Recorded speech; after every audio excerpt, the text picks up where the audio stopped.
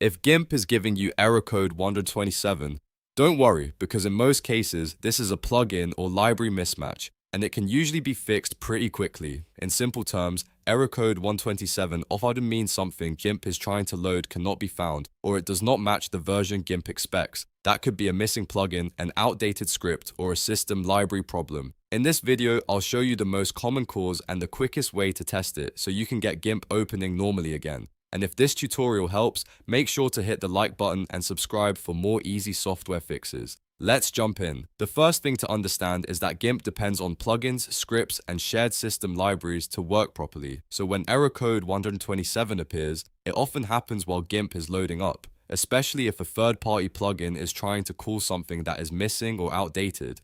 This is very common with tools like Gimp, Resynthesizer, or Gmic, especially if they were installed for a different version of Gimp.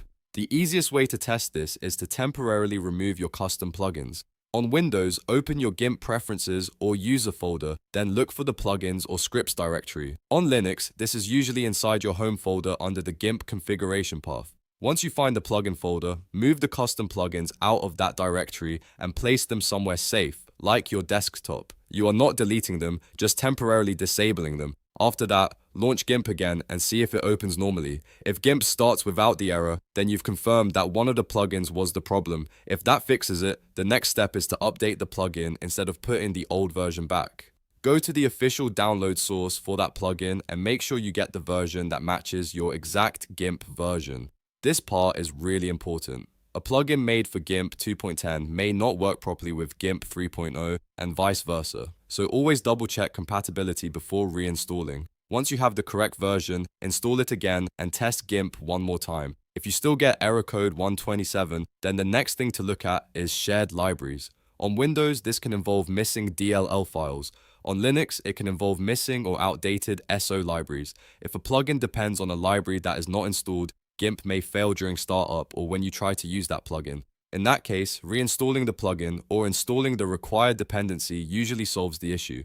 Another helpful step is to start Gimp in a clean state. If you recently added multiple plugins, scripts, or extensions, try removing them one by one until Gimp opens successfully. That helps you narrow down exactly which file is causing the problem. If you want to save time, begin with any plugin you installed most recently, because that is often the source of the conflict.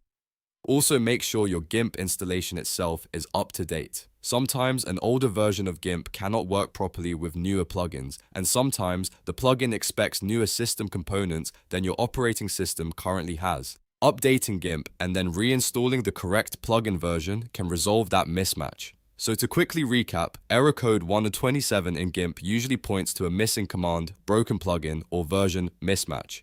The fastest fix is to remove recent plugins, restart Gimp, and then reinstall only the version that matches your Gimp release. That simple test solves a lot of startup issues. If this video helped, please give it a thumbs up, subscribe to the channel, and share it with someone who is having the same Gimp problem. And if you want, I can also make a follow-up video showing how to fix Gimp error code 127 on Windows step by step.